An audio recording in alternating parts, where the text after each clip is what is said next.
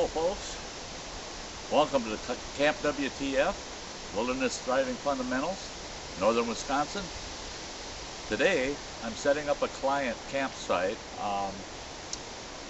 Want to make sure they're in a good location and that they're going to be comfortable, so I'm going to throw a pod up, what we call pods. We're going to throw a pod up for them today, and we're going to take a little bit of a video and it'll be on and off as I progress with it.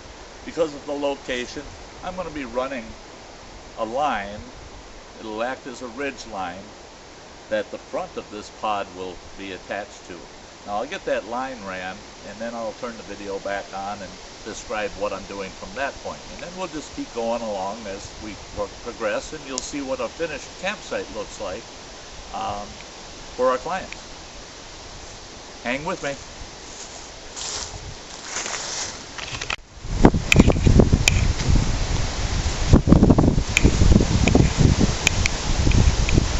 As you can see, I've staked the base of the shelter down,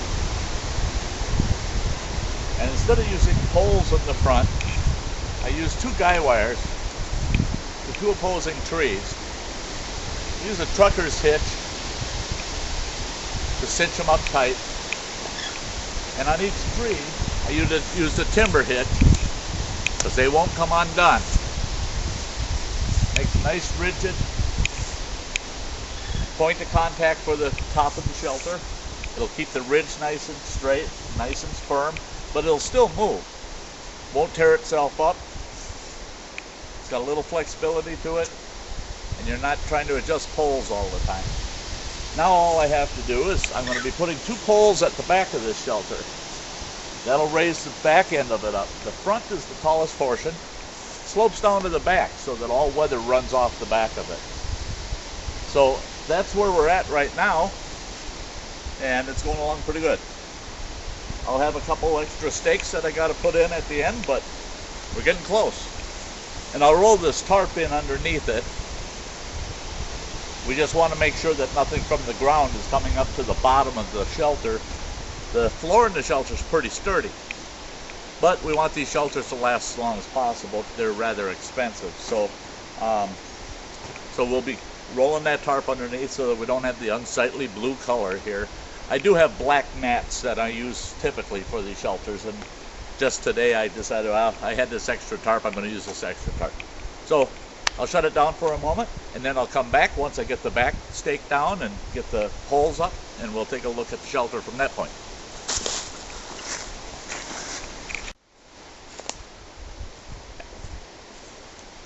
Well folks, there you have it. There's the finished shelter. As you can see, it's rather tall, rather comfortable. The ceiling sags a little bit, as you can see, but that's so that you get good adequate water runoff. It's pretty non-effective. You could actually put a cot in here and be very comfortable. I've done it. Lots of sleeping room for a single person, lots of dry room for your gear. Awesome little shelter. Another nice thing is there's a vent in the back of this shelter, so it's vented. Also, there's this vent, it's a side vent. There's another one on this side. There's another vent in this corner. So it's got three vents, so it ventilates very well. Especially on hot, humid nights, if you got a little bit of breeze, boy, it cools the shelter right down. It has a full rain-proof front door. It has a full mosquito-proof netting also. So you can have the netting down and the front door open. Better yet, I hope you can see this on the video. You take this door down, you find yourself a couple of good poles. And in the corners of this door are a couple of nice solid brass grommets. Take those poles, set it up, run a couple guy lines, and you've got yourself a nice canopy. Provides shade, provides protection in light rain. You can sit in your shelter or underneath this canopy and enjoy yourself, and you'll have your fire pit out here front of that canopy anyway, because you want it away from your shelter. You don't want it right smack up against it. And you can have this canopy down and also still be able to utilize your fire. It's an awesome little camping unit. You'll be very comfortable in it. I guarantee it. If you would like, we do build a debris shelter partway through the course. At least one, if not two or three. Primitive type shelters or semi-primitive. If you would like, who are we to stop you if you say, I'd like to spend a night in that thing? Well, you go right ahead. It's a great experience to stay in a primitive debris shelter.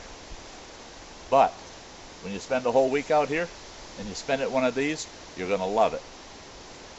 The nice thing about it is you'll have your own little fire pit out front here to practice your bow drill, practice your fire lays, practice your fire skills. But this is all yours. This is your site. Other clients may come and visit you, and you can share your knowledge with each other. And I strongly suggest that that's exactly what you do. Sharing goes a long ways. That's what we're all about. Share your knowledge with each other, and we're all better for it. Okay, I'm going to go back off for a second, and there's one more trick we do with this, and you'll see that when we come back. Hang tight.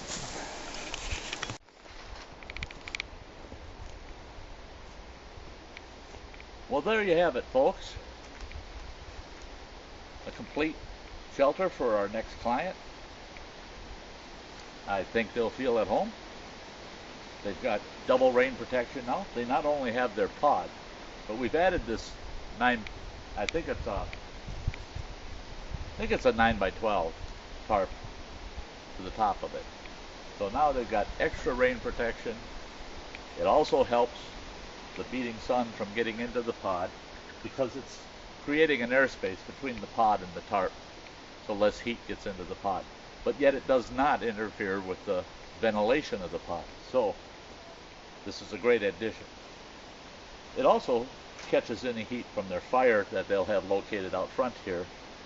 It helps catch some of that heat on those cold evenings, because as I always say, we camp from early winter to late fall at the tail end of every season, and then we jump right back into it before the snow's even gone. So we have the very late winter and very early spring camps, and those are the immersion camps, of course, during those colder months. But we have a little over 4 months of pretty good weather that we have our regular fundamentals camps, and this is what you'll get if you come to a fundamentals camp. You're going to get this pod, and you're going to have a campsite such as this. Now this pod is only about 100 feet from base camp, and I've got a nice comfortable bunk in base camp, a very large Cabela's tent, very comfortable. But I think I might sleep in this tonight. Then I can let the next client know just how comfortable this little shelter really is. Well, thank you for watching. We hope to do another video soon. And don't forget, we're looking forward to seeing you out at Camp W.T.F. Thank you. You folks have a good day.